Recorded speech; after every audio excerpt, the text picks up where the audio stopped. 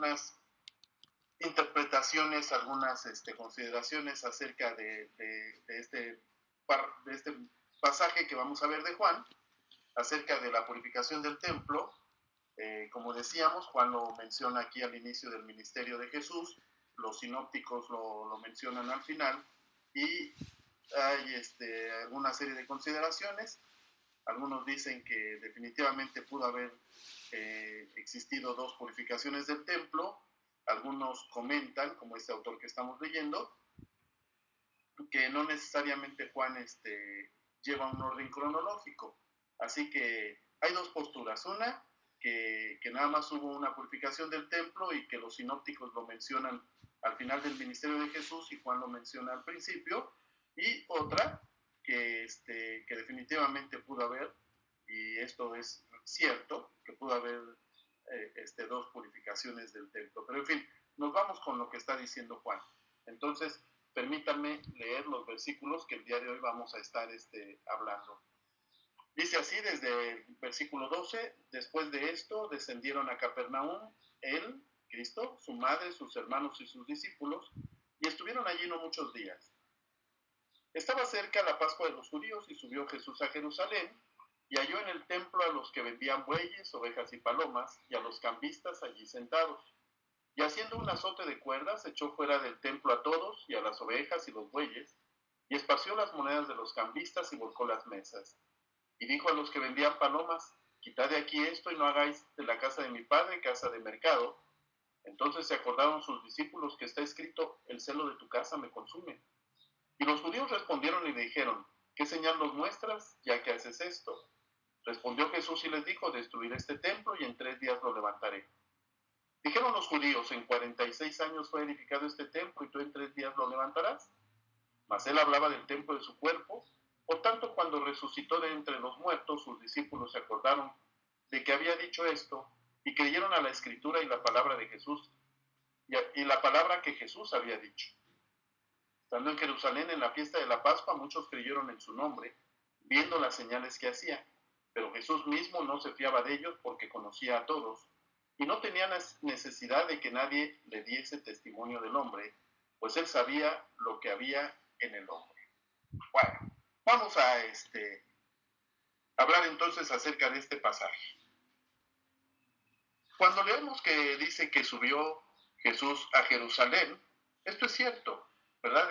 Es en un sentido literal, ya que desde la ciudad de Capernaum, que está a unos 200 metros bajo el nivel del mar, en las proximidades del mar de Galilea, hay que ir hasta la ciudad hasta Jerusalén, que es la ciudad santa, y esta está a 750 metros sobre el nivel del mar. Entonces, definitivamente y literal es subir hacia Jerusalén. Van a la Pascua. Todo varón judío de 12 años en adelante tenía que asistir a la Pascua en Jerusalén, fiesta que se celebraba para conmemorar la liberación del pueblo de Israel de la esclavitud egipcia. El día 10 del mes de Abib, o Nisan, se apartaba un cordero macho de 1 año, sin defecto, y el día 14, entre las 3 y las 6 de la tarde, lo mataban. En los días de nuestro Señor, la complicada celebración de esta fiesta ya incluía otros elementos que son estos. 1. Primero, una oración de acción de gracias a cargo del jefe de familia. A continuación se bebía la primera copa de vino y se seguía bebiendo durante toda la fiesta. 2. Como recuerdo de la amarga esclavitud en Egipto, se comían las hierbas amargas. 3. La pregunta del hijo: ¿por qué es esta noche distinta a los demás? Era seguida de la respuesta correspondiente del padre, que podía ser o leída o narrada. Número 4. Se cantaba la primera parte del Jalel, que son los Salmos 113 y 114, y se hacía el lavamiento de manos. Recordemos que Mateo narra que después de la fiesta se cantaba el himno. Esto es a lo que se refiere el himno, ¿verdad? El canto de los salmos, que se les llama el Jalel. Número 5, se empezaba a comer el cordero junto con el pan sin levadura. El cordero se comía en conmemoración de lo que se les había mandado hacer a sus antepasados la noche en que el Señor hirió a los primogénitos de Egipto y liberó a su pueblo. El pan sin levadura era un recordatorio de los primeros días del viaje en que comieron este pan de prisa, este pan rápido. Era también, además, un símbolo de pureza. Número 6. A continuación, la comida en la que cada uno podía comer lo que deseara, siempre y cuando ya se hubiera comido primero el cordero. Y 7. Se cantaba la última parte del Jalel, que son los Salmos 115 al 118. Después del día en que se mataba el cordero, se celebraba la fiesta de los panes sin levadura, que duraba desde el 15 hasta el 21 de Nisan. La comida de la Pascua propiamente dicha tenía tan estrecha relación con la fiesta de los panes sin levadura que con la palabra Pascua se denominaba con frecuencia a ambas festividades. Durante esta fiesta de 7 días se ofrecían muchos animales en sacrificio. Eso lo vemos en el libro de los Números, 26, 16 al 25. Y de aquí que cuando el segundo capítulo de Juan leemos acerca de los bueyes y ovejas que se vendían en el patio del templo, parece lógico concluir que la Pascua del versículo 13 se refiere aquí también a la fiesta de toda la semana, no nada más al mero día. Cuando entra Jesús en aquella ocasión en el templo de Jerusalén, vio que el patio de los gentiles, así se le llamaba a ese patio, se había transformado en algo parecido a un corral de ganado. Por todas partes, nos imaginamos que Jesús notó el hedor de los excrementos, el balido y el mugido de todos los animales destinados al sacrificio. En teoría, cada fiel podía llevar al templo el animal que deseara, pero ya en ese tiempo la corrupción estaba tan tremenda que definitivamente, con toda probabilidad, en los jueces, o sea, aquellos vendedores privilegiados que llenaban las arcas del sumo sacerdote, le hubieran hallado defectos a los animales que llevaban los creyentes. Por esta razón, para ahorrarse molestias y disgustos, los animales para el sacrificio se compraban allí mismo en el patio exterior que se llamaba de los gentiles, debido a que estos podían entrar en él. Definitivamente no era lo que la ley marcaba. La ley marcaba que los animales de sacrificio tenían que ser animales que el mismo creyente tenía que haber criado desde el nacimiento y preparado especialmente para la ofrenda del Señor.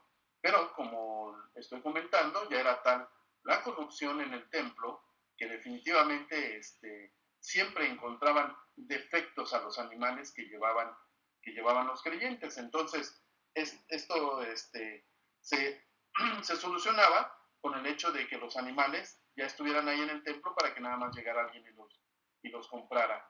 Pero todo esto, pues hoy como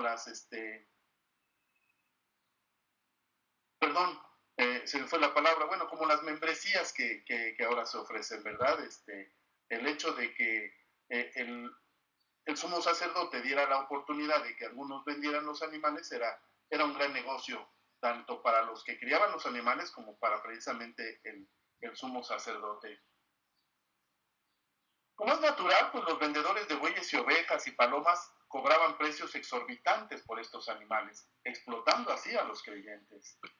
Por otra parte, estaban también los cambistas que, bien quitados de la pena, se sentaban tras sus mesitas cubiertas de monedas. Ellos eran los encargados de dar a los creyentes la moneda judía legal a cambio de la extranjera. Recordemos que venían de muchas partes, los judíos de muchas ciudades, entonces no nada más tenían moneda judía, tenían moneda de sus propias ciudades. Se debe tener en cuenta que en el templo solo se podían ofrendar monedas judías y cada creyente, exceptuando las mujeres, los esclavos y los menores de edad, debían pagar el tributo anual de medio ciclo, tal y como se puede leer en el libro del Éxodo 30:13. Los cambistas también cobraban su parte por cada operación de cambio y esto daba oportunidad para el abuso. Todo esto había hecho que aquel santo templo, que debía servir de casa de oración para todas las naciones, se hubiera transformado en una cueva de ladrones. Es entonces lógico entender cuál es la postura de Jesús. Recordemos que Jesús dice que Él no viene a cambiar la ley. Y sin embargo, en aquel tiempo ya la corrupción era tan grande que definitivamente el templo, que era la casa de oración, la casa del Señor, ya se había convertido, como él lo dijo, ¿verdad? No aquí en Juan, pero sí en Mateo, ya se había convertido en cueva de ladrones. Ya los vividores hacían su agosto con la fiesta de la Pascua. ¿Qué hace Jesús? Entonces, obviamente, hace un látigo de, de mecate, de lazos, y empieza a tirar todos los puestos. Obviamente, cuando no comprendemos qué está sucediendo, alguien podría decir, bueno, ¿qué está pasando con Jesús? ¿Por qué hace esto? ¿Y por qué lo hace además en la casa de su padre? Pero definitivamente, como los discípulos dijeron, ¿verdad? El celo, el celo lo consumió. Entonces, cuando contemplan a Jesús purificar el templo, pues sobre todo sus discípulos recordaron el Salmo 69:9, ¿verdad? Que es lo que leemos ahí. El celo de su casa o por su casa me consumió. Claro que sus discípulos podían también temer que de algún modo pudiera sucederle a Jesús lo que alguna vez le sucedió a David, cuando sufrió el desprecio como resultado de su ardiente celo por la causa del Señor. Los discípulos entonces cambiaron el tiempo pasado de el celo de su casa me consumió al futuro. Porque en algunas versiones, ya en el Evangelio según Juan, leemos el celo de tu casa me consume, en otras me consumirá, en otras dice me está consumiendo.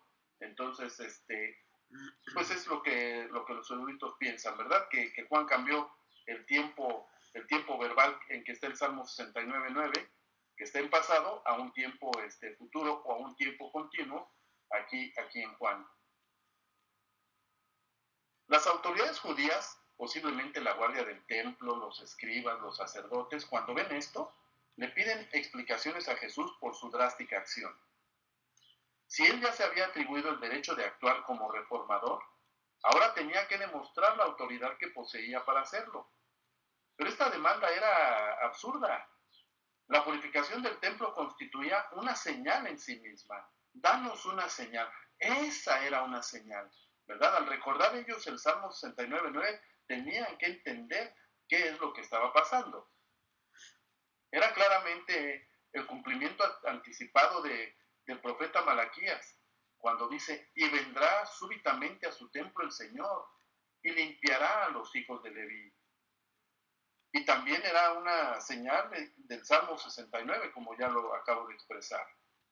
La forma majestuosa en que Jesús realizó esta obra, de modo que aunque lo vieron, nadie se atrevió a resistirle, era una prueba suficiente de que el Mesías había entrado en el templo y lo estaba purificando como estaba profetizado. ¿Qué otra señal se podía pedir entonces? Pero aquella petición de una señal no solo era una petición necia, era una petición perversa también. Provenía de la mala disposición para admitir su culpabilidad. Las autoridades debían haber estado avergonzadas de todo aquel robo y codicia en el patio del templo. En lugar de preguntar a Jesús por qué purificaba el templo, debieron haberle confesado sus pecados y haberle agradecido. Y la respuesta que les da Jesús se conoce en el hebreo como un mashal. Esto quiere decir una parábola, una sentencia paradójica, una observación velada y aguda que con frecuencia adquiere la forma de una adivinanza. Así, cuando dice Jesús, destruid este templo, es un término que se puede aplicar tanto a la demolición de un edificio como a la destrucción de un cuerpo humano. Esa palabra que en griego aparece ahí cuando les contesta Jesús, de destruir este templo, se puede dar esas dos connotaciones, ¿verdad? De que se destruye un templo o que se destruye un cuerpo. Este templo, cuando dice Jesús destruir este templo, podría referirse al santuario sagrado. Normalmente, el santuario sagrado eran los lugares santos y el lugar santísimo. Pero Lo que vemos en el versículo 20 probablemente significa todo el templo, incluyendo todos los patios, pues de otra forma los judíos no hubieran hablado de que se tardaron 46 años en construirlo. Pero también podría indicar el cuerpo físico del hombre considerado como una habitación, como un tabernáculo del espíritu. Y por último, cuando habla el Señor y dice, levantaré este templo, es una expresión que se puede usar tanto para la reconstrucción de edificios como para la resurrección de las personas. Los judíos entonces, en lugar de llegar precipitadamente a la conclusión de que Jesús se refería exclusivamente al lugar que acababa de limpiar, debían haber considerado esta paradoja. Al fin y al cabo, su propia literatura estaba llena de estas sentencias veladas. La literatura judía se manejaba de esta manera, con muchas parábolas, con muchas sentencias veladas o cosas que ellos podían sentir así como si fuera una adivinanza que en realidad sabemos que no lo es, ¿verdad? Pero ellos interpretaron este mashal completamente mal. Más tarde llegaron incluso a torcerlo, como si Jesús hubiera dicho que él iba a destruir el templo físico. Recordemos que en Mateo, cuando llaman a los falsos testigos, ellos dicen, oímos claramente cuando este hombre dijo que iba a destruir este templo y que lo levantaba en 3 días. ¿Qué quería decir entonces Jesús con esto? La primera parte de la frase no se debe interpretar como un mandato directo de que estuviera ordenando que lo destruyeran a él mismo. El significado de todas las sentencias se podría parafrasear de esta manera. A pesar de que vosotros estáis destruyendo con vuestra maldad el santuario de mi cuerpo, y como resultado también estáis destruyendo vuestro propio templo de piedra y todo el sistema de ceremonias religiosas unido a él, yo, no obstante, levantaré este santuario en 3 días, refiriéndose a la resurrección de los muertos. Y, como resultado, estableceré un nuevo pacto con un nuevo culto, la iglesia con su adoración al Padre en espíritu y en verdad. Esto es lo que se podría estar a lo que se podría estar refiriendo Jesús. ¿Y por qué decimos esto? Porque recordemos que la literatura bíblica tenemos que también verla desde un punto de vista precisamente literario. O sea, la Biblia la tendríamos que ver también desde un punto literario. Y en la Biblia hay tipos y antitipos. Y el tipo y el antitipo no se pueden separar. El templo o tabernáculo de Israel era el lugar donde Dios habitaba. Por esta razón, era tipo del cuerpo de Cristo, que era también en un sentido muy superior, la morada de Dios. Si alguien destruye el segundo, el cuerpo de Cristo, también derriba el primero, el templo de piedra de Jerusalén. Y esto lo vemos así por 2 razones. Una, cuando Cristo fue crucificado, el templo material y todo su culto dejaron de tener significado. Cuando Jesús murió, recordemos el velo del templo se rasgó y más adelante se destruyeron este templo. Y número 2, el terrible crimen de haberlo clavado en la cruz resultó en la destrucción de Jerusalén con su templo material.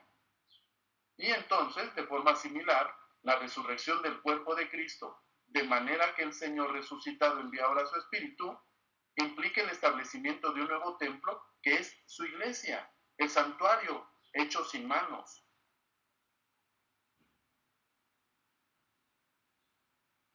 El escritor añade la frase, mas él hablaba del templo de su cuerpo, porque él se daba cuenta que aún entre los lectores podría haber algunos que no comprendieran que el templo era un tipo del cuerpo de Cristo. Hoy a nosotros nos parece normal, pero tratemos de entender que hace 20 siglos, por supuesto, las historias se narraban de una manera distinta, no todo el mundo conocía lo que era Jesús y lo que representaba aquí en la tierra.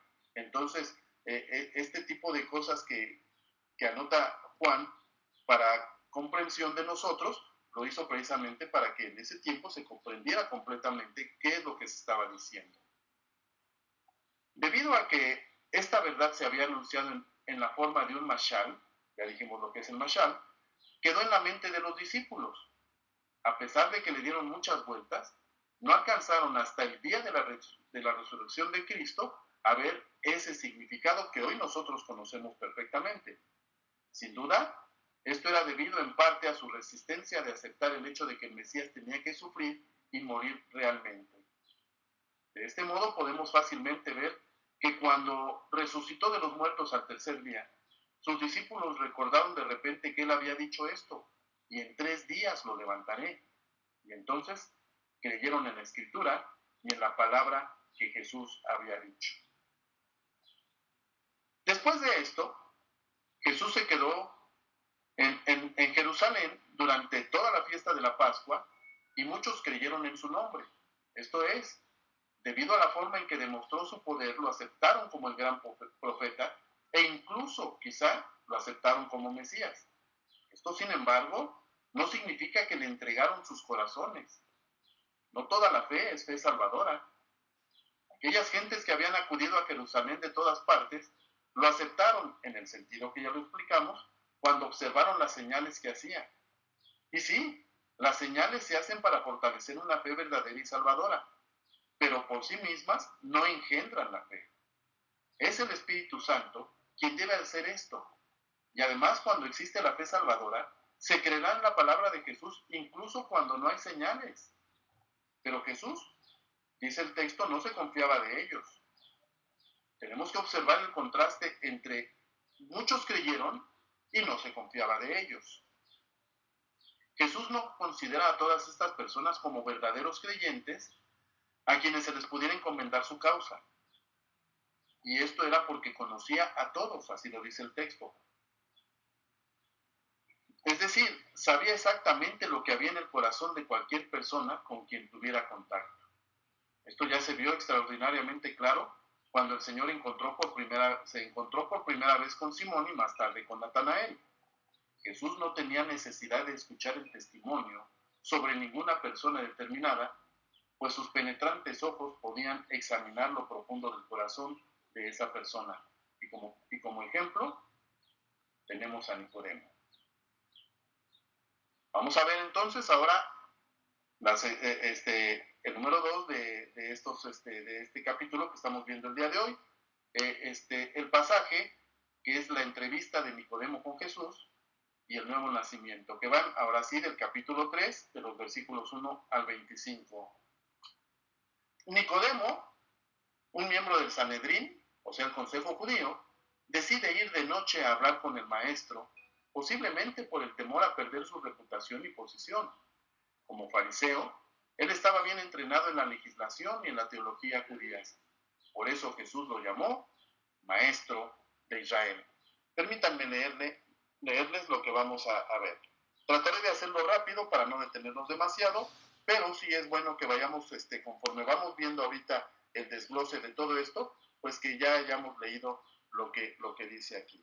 Había un hombre de los fariseos que se llamaba Nicodemo, principal entre los judíos. Vino a Jesús de noche, le dice: Rabí, sabemos que has venido de Dios como maestro, porque nadie puede hacer estas señales que tú haces si no está Dios con él.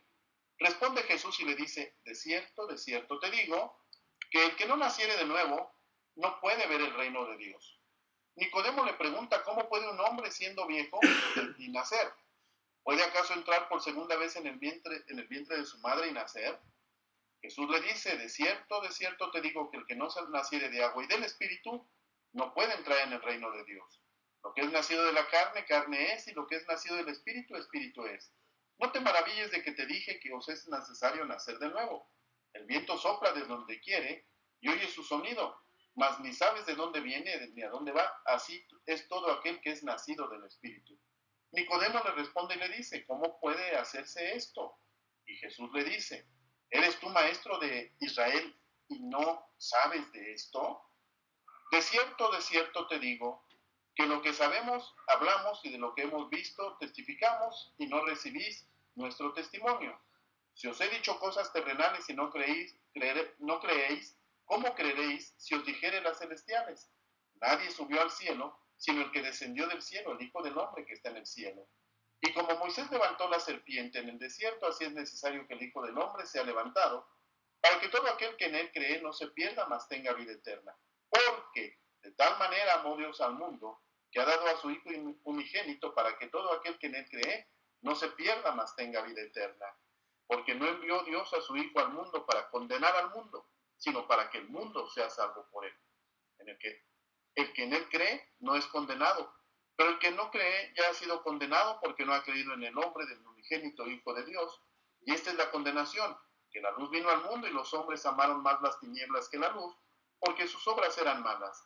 Porque todo aquel que hace lo malo aborrece la luz y no viene a la luz, para que sus obras no sean reprendidas. Mas el que practica la verdad viene a la luz, para que sea manifiesto que sus obras son hechas en Dios. Bueno, vamos entonces a tratar de identificar lo que este diálogo nos puede enseñar. Este párrafo se puede dividir en 3 secciones. Una muy pequeñita, que es el versículo 1, en el cual hace su aparición Nicodemo. La segunda parte, de los versículos 2 al 10, en los que él hace 3 preguntas y recibe 3 respuestas.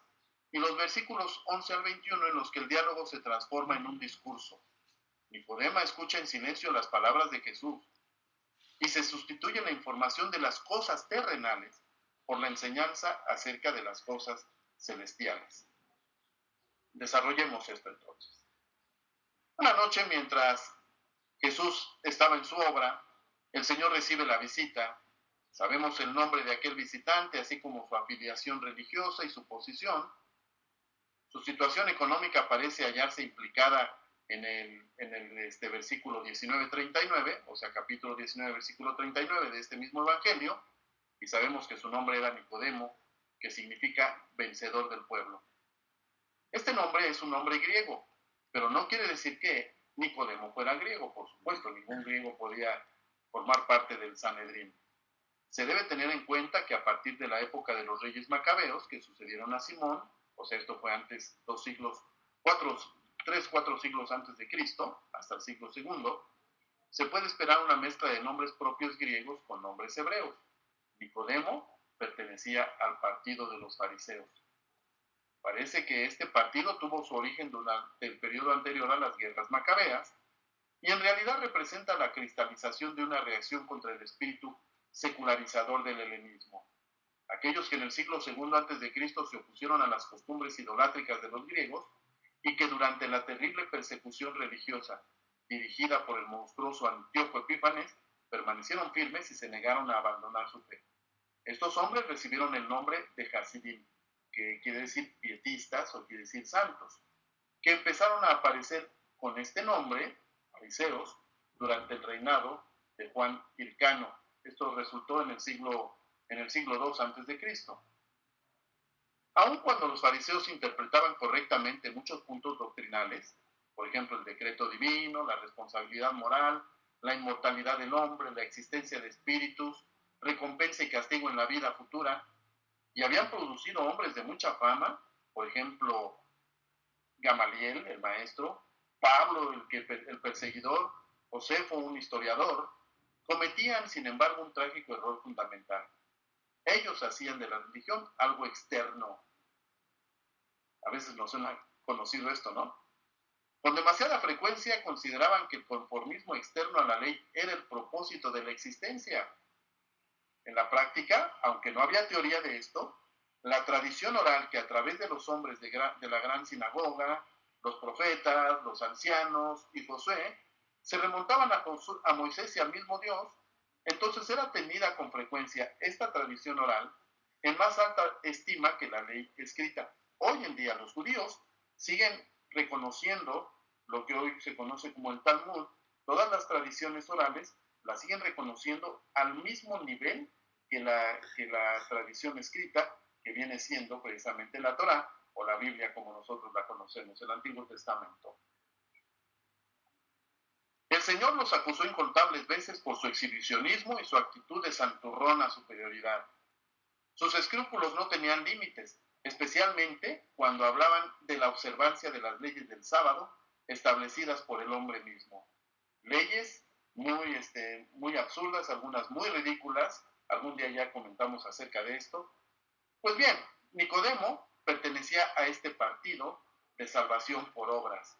Su posición era prominente, era un principal entre los judíos, lo cual indica que era miembro del Sanedrín y también un escriba. Es decir, su profesión era estudiar, interpretar y enseñar la ley. Los comentarios acerca de la visita de Nicodemo, que la hace de noche, son variados. Algunos opinan que tuvo temor de ser visto con Jesús. Otros dicen que en esta primera etapa del ministerio de Cristo, la oposición a su enseñanza no podía ser tan aguda como para producir tal temor. Algunos aceptan la idea del temor y por esta misma razón colocan a veces esta historia en un periodo inmediatamente anterior a la muerte de Cristo. Aunque está aquí comenzando el ministerio de Jesús, algunos dicen, si realmente tenían temores porque ya se conocía bastante a Jesús, y entonces dicen que esto pudo haber sucedido al final del ministerio. Y por último, hay quienes creen que Nicodemo fue a Jesús de noche simplemente porque Jesús estaba demasiado ocupado durante el día.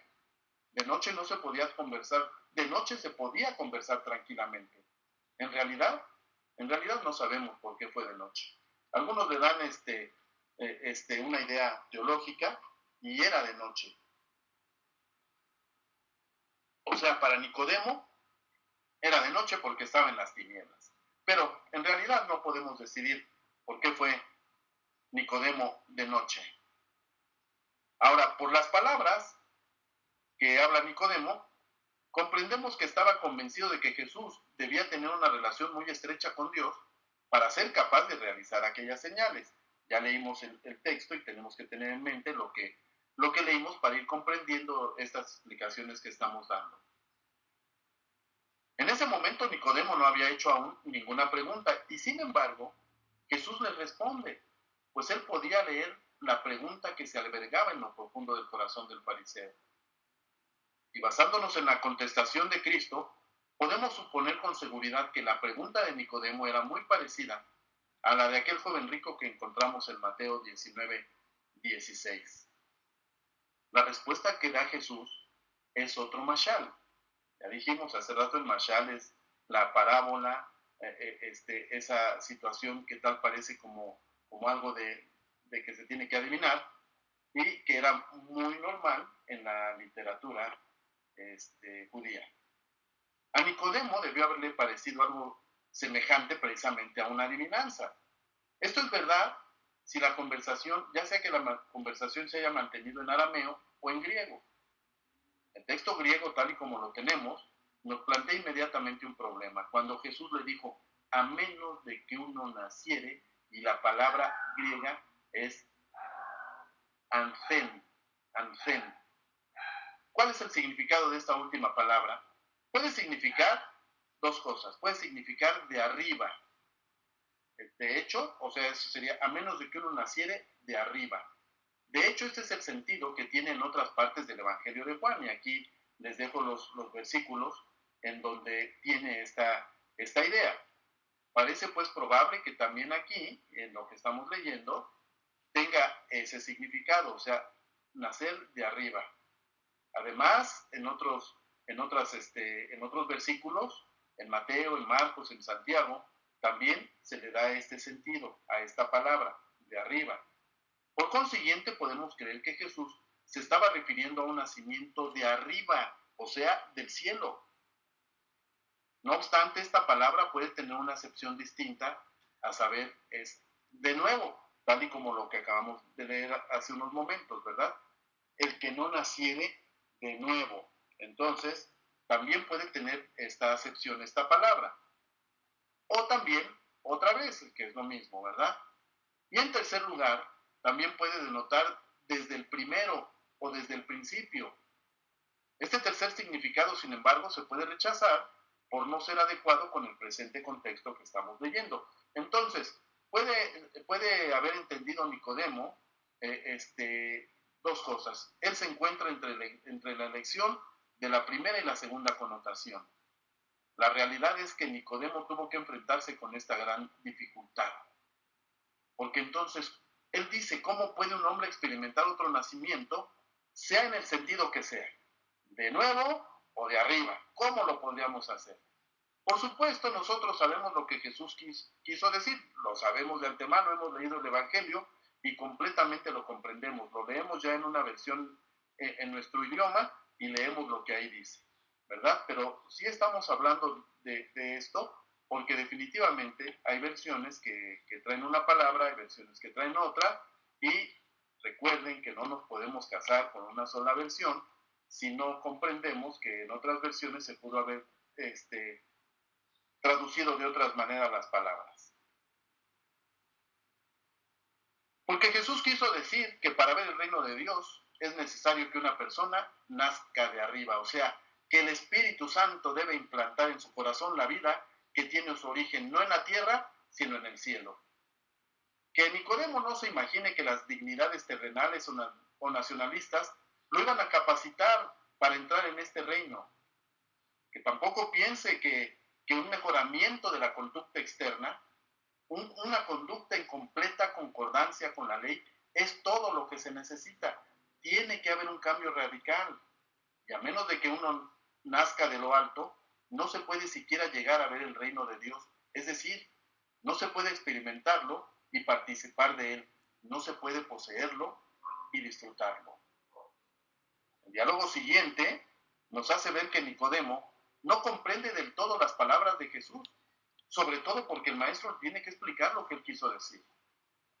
La clave para la interpretación de las palabras de Jesús las encontramos aquí mismo en el capítulo, en este mismo evangelio, en el capítulo 1, versículos 26, 31, 33, donde el agua y el espíritu aparecen juntos en la relación con el bautismo. Así pues, el significado evidente es este: el ser bautizado con agua no es suficiente, cosa que definitivamente hoy en día, siglo XXI, en algunas comunidades, en algunos movimientos, le dan todo ese énfasis al bautismo en agua, ¿verdad?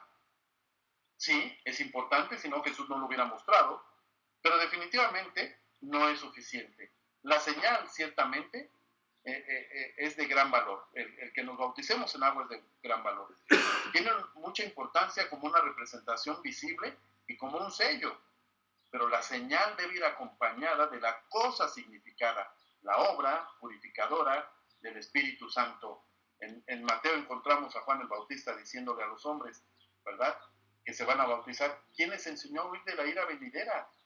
Deben de hacer frutos dignos de arrepentimiento. O sea, el bautismo no lo es todo, sino lo que viene después, la obra purificadora del Espíritu Santo. Esto último es lo indispensable para la salvación. Y podemos notar que en los versículos 6 y 8 ya no se dice nada sobre el nacimiento de agua, sino solamente acerca del nacimiento del Espíritu, el único indispensable para la salvación. Es cierto, no obstante, que la obra purificadora del Espíritu Santo no termina sino hasta que el creyente entra en el cielo. En un sentido, el llegar a ser hijo de Dios es un proceso que dura toda la vida. Y eso lo vemos en el versículo 12 del capítulo 1. Pero en el presente pasaje se trata de la limpieza inicial derivada de la implantación de una nueva vida en el corazón del pecador. Y esto se deduce claramente de la afirmación hecha de que uno no puede entrar en el reino de Dios si no ha nacido de agua y del Espíritu. Esto es lo que le está diciendo Jesús a Nicodemo. A Nicodemo todo aquello le parecía sumamente extraño. Él estaba acostumbrado a la idea de que la salvación por medio de las obras de la ley era la efectiva, es decir, por un acto del hombre.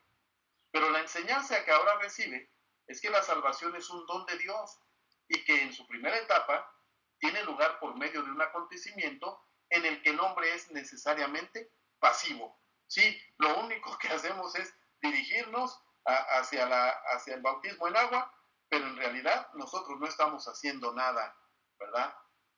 Eso de que definitivamente vamos al agua no quiere decir que nos estamos bañando y quitando el pecado.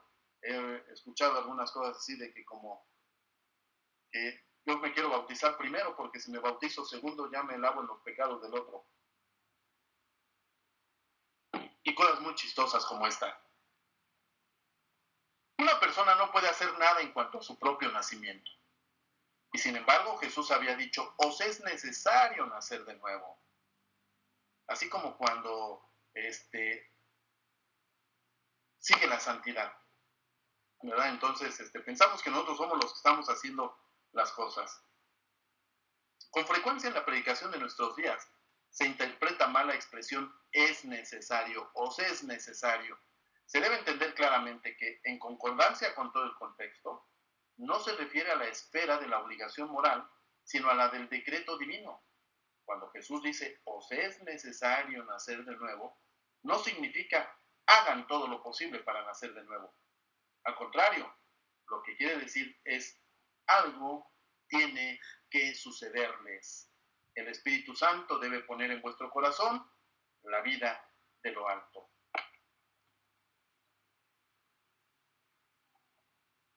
El corazón y el centro del maravilloso plan de redención que Jesús le está planteando aparece en los versículos 14 al 18. Algunos autores han dejado la idea de que los versículos 16 al 21 pueden ser palabras de Jesús o el comentario de Juan.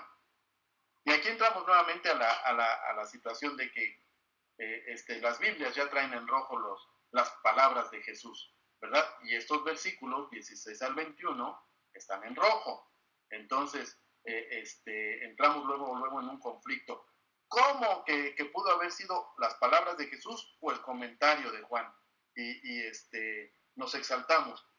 Una lectura muy detenida y tratando de comprender sin la necesidad de tener la teología aquí en nuestra cabeza, la doctrina en la cabeza, nos hace ver que definitivamente o pueden ser las palabras que habló Jesús o definitivamente ya son un comentario de Juan. Ah, pero ya están en rojo. Pues sí, pero en rojo las ponemos nosotros o las pone el editor, ¿verdad? No dice ahí dijo Jesús o dice Juan. Pero en realidad, lo haya dicho Jesús o sea el comentario de Juan, eso no cambia en nada, porque Juan sabe lo que Jesús está diciendo a su público y lo que quiere dar a entender, ¿verdad?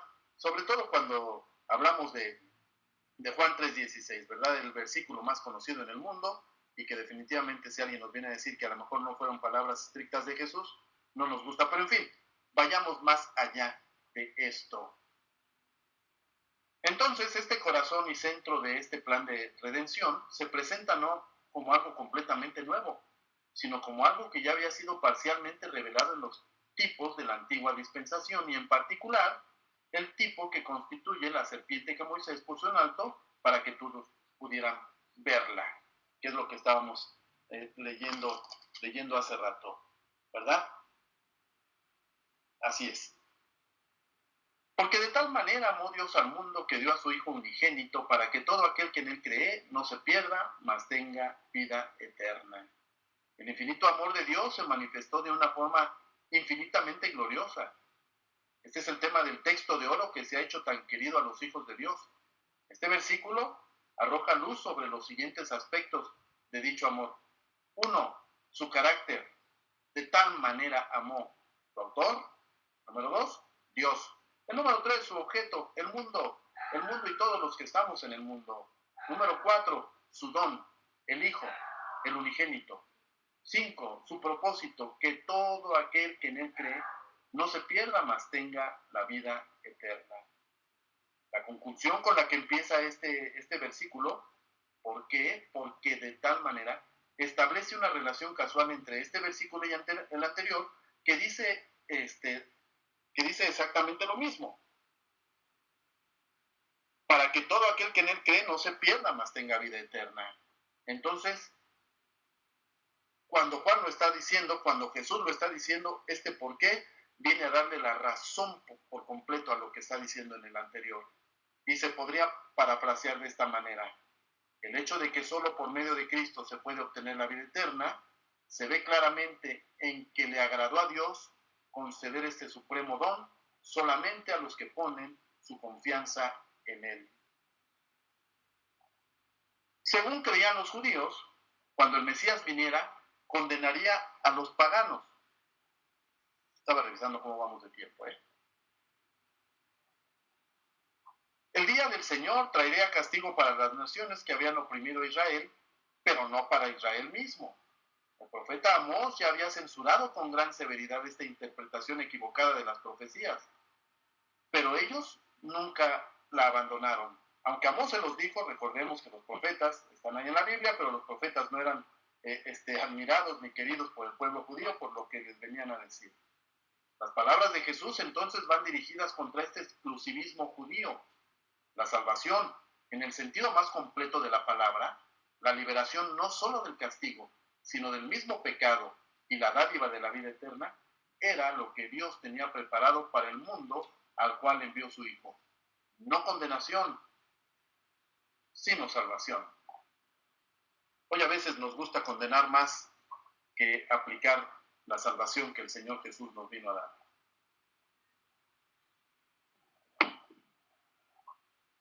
Por último, veamos el tercer pasaje de este capítulo, que es cuando Juan el Bautista exalta a Cristo, y vamos a ver el capítulo 3, versículos 22 al 36. Pues leemos en brinquitos para no leer todo, pero sí para tener la idea de lo que aquí esta parte de la Escritura contiene. Después de esto vino Jesús con sus discípulos a la tierra de Judea, estuvo allí con ellos y bautizaba, aunque más adelante, capítulo 4, vemos que él no bautizaba en persona. Juan bautizaba también en Enón, junto a Salim, porque había muchas aguas y venían y eran bautizados, porque Juan no había sido todavía encarcelado. En Mateo vemos que después de que Juan bautiza a Jesús, ya lo encontramos en la cárcel, pero Juan, el apóstol, tiene que darnos esta interpretación, más bien esta aclaración, para que sus lectores se den cuenta que necesariamente después del bautismo de Jesús y el encarcelamiento de Juan, realmente pasó algo de tiempo. Entonces hubo discusión entre los discípulos de Juan y los judíos acerca de la purificación, y vinieron a Juan y le dijeron: Rabí, mira que el que estaba contigo al otro lado del Jordán, de quien tú des testimonio, bautiza y todos vienen a él. Respondió Juan y dijo: no puede el hombre recibir nada si no le fuere dado del cielo. Vosotros mismos me sois testigos de que dije: yo no soy el Cristo, sino que soy enviado delante de él. El que tiene la esposa es el esposo, mas el amigo del esposo que está a su lado y le oye, se goza grandemente de la voz del esposo. Así pues, mi gozo está cumplido. Es necesario que él crezca, pero que yo mengüe. El que de arriba viene es sobre todos. El que es de la tierra es terrenal y cosas terrenales habla. El que viene del cielo es sobre todos. Y lo que vio y oyó, esto testifica, y nadie recibe su testimonio. El que recibe su testimonio, atestigua que Dios es veraz. Porque el que Dios envió, las palabras de Dios habla, pues Dios no da al Espíritu por medida. El Padre ama al Hijo y todas las cosas ha entregado en su mano. El que cree en el Hijo tiene vida eterna, pero el que rehúsa creer en el Hijo no verá la vida, sino que la ira de Dios está sobre él. Por un tiempo podemos ver que el ministerio de Jesús se desarrolla paralelamente al de Juan el Bautista, y Jesús empieza a atraer más cantidad de personas. La reacción de Juan es ejemplar. No da ninguna muestra de amargura ni celos en la alegría que le produce el éxito que Dios le da a Jesús. Se siente feliz.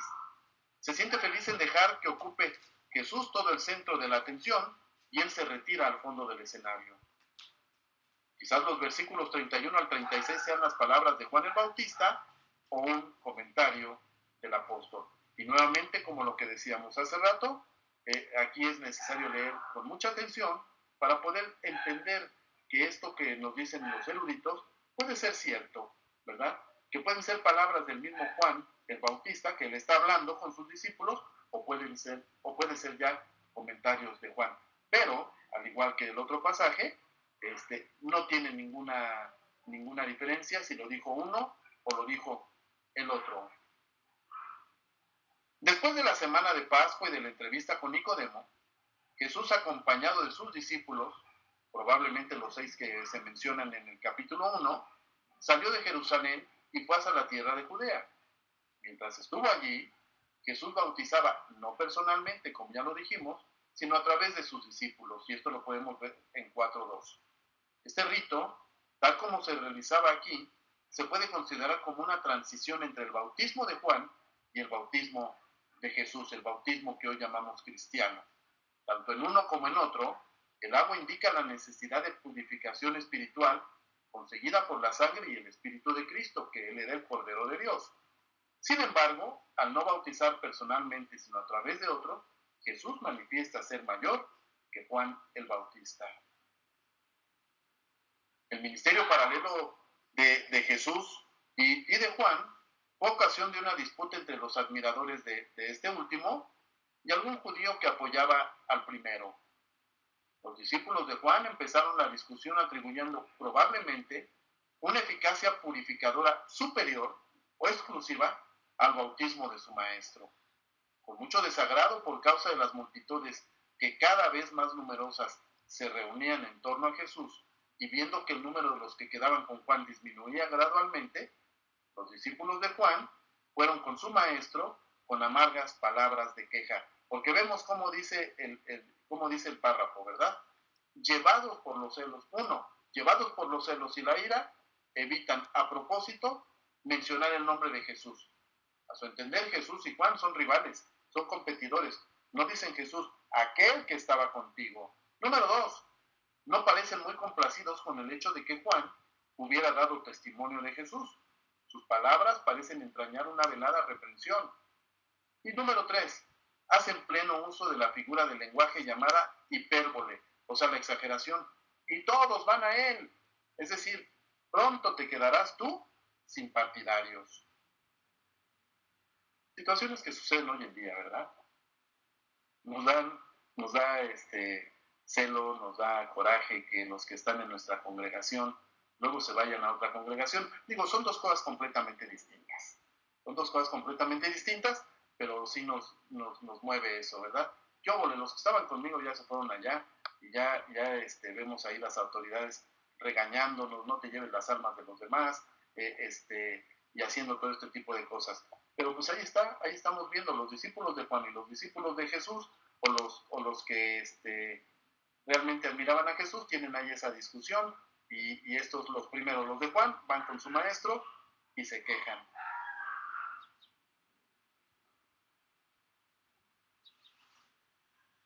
Juan, el apóstol, se detiene en la humilde respuesta de Juan el Bautista. Esto era para aquellos discípulos de Asia Menor lo tuvieran en cuenta y supieran que cuando colocaban a Juan por encima de Jesús, pecaban no solo contra sino también contra Juan.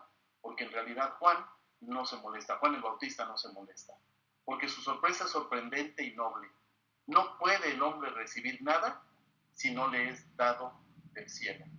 Juan el Bautista había recibido del cielo la instrucción de preparar el camino e ir bautizando a las personas. Pero definitivamente, como él lo menciona más adelante, él debe crecer y yo debo menguar. El heraldo de Cristo quería decir que Dios ha asignado un lugar a cada uno en su plan eterno y que el Bautista no tenía derecho a reclamar un honor que no le había sido dado ya en ese momento. En lugar de quejarse por el éxito de Jesús, los discípulos de Juan debían haberse alegrado de que la obra del Bautista se estaba cumpliendo. A continuación, Juan se vale de una ilustración tomada de las costumbres del matrimonio. Dice, el que tiene la novia es el novio, o el que tiene la esposa es el esposo. El Bautista hace ver que la novia pertenece al novio, no al amigo de éste. Ahora bien, Cristo es el novio, y su pueblo es la novia. La novia, pues, debe ser llevada al novio. Esto es exactamente lo que Juan había estado haciendo. Siempre había señalado el Cordero de Dios, esperando que muchos lo siguieran. También dice, mas el amigo del novio que está a su lado y le oye, se goza grandemente de oír la voz del novio. Esto mismo le estaba pasando a Juan en ese momento. Del mismo modo que el amigo del novio que está a su lado escuchando se alegra cuando el novio proclama su gozo al recibir a la novia, así también Juan el Bautista se siente muy feliz al reflexionar sobre la satisfacción en el corazón del verdadero novio, Cristo, al darle la bienvenida a los suyos. Juan dice también, por tanto, mi gozo está cumplido. Quiere decir, cuando en relación con el informe sobre la disputa en torno a la purificación, me aseguran que la gente me está abandonando y acuden en masa a Jesús, la copa de mi gozo se desborda. Entonces en ese momento Juan tiene que acordarse, ¿verdad? Mi copa está rebosando. Y es que así tendría que ser en todos lados. Muchas veces cuando nosotros vamos a evangelizar a las personas, queremos que esas personas, una vez que han aceptado a Jesús, se queden con nosotros. Pues bueno, está muy bien, pero no necesariamente, porque al igual que el bautista, nosotros tendríamos que estar pescando hombres para el reino de los cielos y no para la satisfacción personal. Digo, si se quedan con nosotros es bueno, muy bien, tenemos la obligación de seguirles enseñando. Pero si buscan a Jesús en cualquier otro lugar, pues le tenemos que dar la gloria al que gloria merece.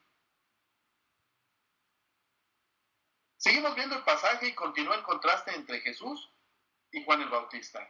Jesús vino de arriba y debido a su origen celestial está sobre todos y por ello es superior también a este que es la voz que clama en el desierto. En comparación con Jesús, el heraldo tiene un origen y un carácter terrenal y este ahora proclama que todos deben aceptar el testimonio de Cristo, no solo porque habla lo que ha visto y oído, y porque ve, su testimonio sobre sí mismo está en perfecta armonía con lo que el Padre le dio, sino también porque sé, aquel a quien Dios ha enviado como embajador suyo, habla las palabras de Dios. En el versículo 36, que es como termina este capítulo, el testimonio de Juan el Bautista alcanza su culminación. Ya observamos que en 1.29 y luego en 1.34, estoy hablando del Evangelio de Juan, se llegó a culminaciones similares y combinando las tres encontramos lo siguiente. La primera, Juan dice, he aquí el Cordero de Dios que quita el pecado del mundo. La segunda, y yo he visto y he dado testimonio de que este es el Hijo de Dios. Y la tercera, el que cree en el Hijo tiene vida eterna, pero el que desobedece al Hijo no verá la vida, sino que la ira de Dios permanece sobre él. Tres culminaciones, tres sentencias que da Juan y que las podemos unir en una para poder entender este mensaje que el Bautista le está dando a la humanidad. Entonces, en contraste con el destino de los creyentes, Jesús habló del destino de los incrédulos. El Bautista hace lo mismo al terminar sus observaciones diciendo que el que desobedece al Hijo no verá la vida y que la ira de Dios permanece sobre él. Tengamos en cuenta que lo contrario de una fe permanente es la desobediencia.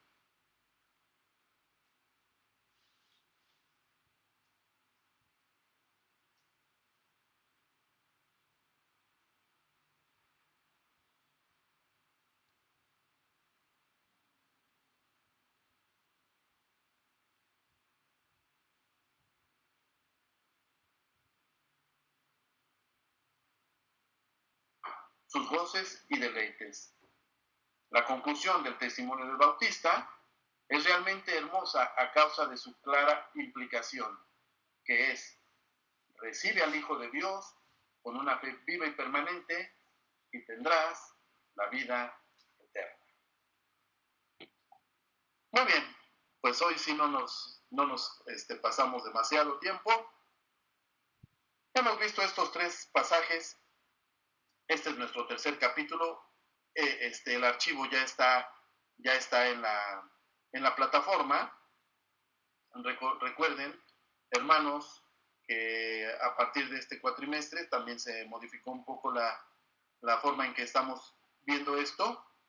Y ahorita hemos hablado 3 semanas acerca del Evangelio según Juan. La próxima semana no nos estaremos viendo hasta dentro de 2, porque la próxima semana, conforme a lo que nuestro hermano Alberto ha configurado, se van a tener una actividad y entonces yo le haré llegar a mi hermano Alberto las preguntas que necesitamos hacer para ver la comprensión de lo que estamos viendo.